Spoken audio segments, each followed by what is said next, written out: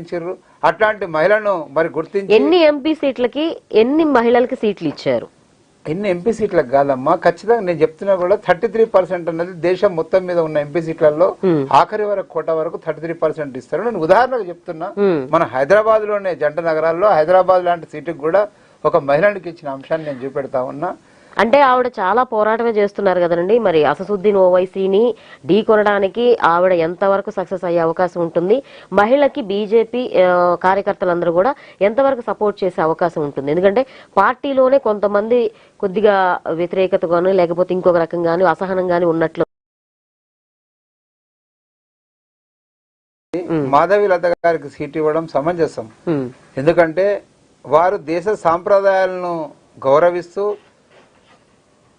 అట్లాగే వారి హాస్పిటల్లో ఎంతో మంది పేదలకు కూడా మహిళలకు కూడా ఫ్రీ డెలివరీ చేసిన, ఫ్రీ ట్రీట్మెంట్ చేసిన, లక్షల మందికి ఫ్రీ ట్రీట్మెంట్ చేసినట్టు కూడా నేను సోషల్ మీడియాలో చూస్తూ ఉన్నా. వారితో నేరుగా నాకు పరిచయం లేకున్నా కూడా సోషల్ మీడియాలో మాత్రం నేను చాలా వరకు చూస్తూ ఉన్నా వారు చేసిన పనులను. అట్లాగే మనం చూసుకుంటే ఇందాక నేను చెప్పినాను, మహిళల్లో త్రిబుల్ తలాక్ అంశంతో మహిళలకు స్వేచ్ఛను స్వతంత్రాన్ని కల్పించారు మోడీ గారు అని చెప్పేసి. ఇప్పుడు హైదరాబాద్ నగరంలో మనం చూసుకుంటే ముస్లిం మహిళలు చాలా ఇబ్బందులు పడుతున్న సమస్యలు వచ్చేటి. మహిళలను విదేశాలకు అమ్మడం, అట్లానే ఒక్కొక్క వ్యక్తి 4 పెళ్లిళ్ళు చేసుకోవడం, వారు విడాకులు త్రిబుల్ తలాక్ చెప్తా మహిళలు ఎంతోమంది వారి జీవనం చాలా కఠినంగా, వాళ్ళ బతుకులు చాలా ఇబ్బందిగా మారుతుండేవి. మరి అట్లాంటి మహిళలందరికీ కూడా స్వతంత్రం కలిగించే దిశలా ఈ యొక్క త్రిబుల్ తలాక్ అంశాన్ని తీసుకొచ్చారు. కాబట్టి నేను ఆశిస్తా ఉన్నా, మహిళల్లో సగభాగం ఉంటారని మీరే చెప్పారు. ఓల్డ్ సిటీలో ఉన్న ముస్లింలలో కూడా సగం ముస్లింలు, సగభాగం మహిళలు ఉంటారు. కాబట్టి ఆ త్రిబుల్ తలాక్ చట్టాన్ని మోడీ గారు తీసుకొచ్చారు. కాబట్టి ఆ మహిళలందరూ కూడా భారతీయ జనతా పార్టీ పక్షాన, మాధవీలత పక్షాన ఉండి ఈసారి ఖచ్చితంగా ఓవైసీకి మాత్రం ఆ కోటకు గండి పెట్టి మాధవీలత విజయం సాధిస్తుంది. మహిళలందరూ ఒకటిగా, అక్కడ ఉన్న ముస్లిం మహిళలందరూ వారికి జరిగిన న్యాయాన్ని గుర్తించి బయటకు వస్తే మాత్రం ఖచ్చితంగా ఆ మహిళ గెలుస్తుంది, ఆ కోట గండి పడుతుందని చెప్పేసి నేను అనుకుంటున్నానండి.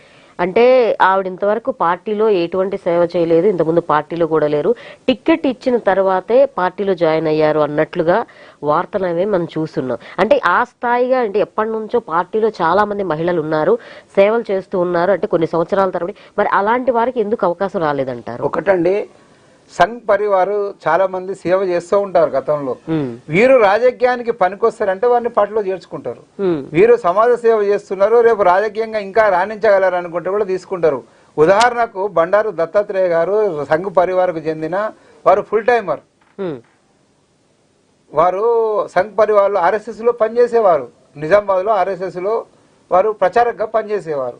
వారిని భారతీయ జనతా పార్టీలోకి తీసుకున్నారు. వారు ప్రజా నాయకుడిని చేసారు. వాళ్ళను మరి ఎంపీగా, సికింద్రాబాద్ ఎంపీగా గెలిపించింది పార్టీ. వారు గెలవగలిగినారు. అట్లాగే కేంద్ర మంత్రిగా 2 పర్యాయాలు చేయగలిగారు. ఇప్పుడు గవర్నర్గా చేస్తూ ఉన్నారు. వారు ఆర్ఎస్ఎస్ ప్రచారకనే గతంలో చేశారు. కానీ వారి లోపల ఉన్న వీరు ప్రజా నాయకుడిగా పనికొస్తుందంటే భారతీయ జనతా పార్టీ వెంటనే వారిని తీసుకొని అట్లనే అదే తరహాలో మరి మాధవీలత గారి సేవలను కూడా గుర్తించి వీరు ఎంపీగా రాణిస్తే బాగుంటుంది, ఆ స్థాయిలో మరి పోరాటం చేయడానికి హైదరాబాద్ సీటుకు వీరు పనికొస్తారని చెప్పేసి ఒక అంచనా వేసే భారతీయ జనతా పార్టీ సీట్ కేటాయించిందండి.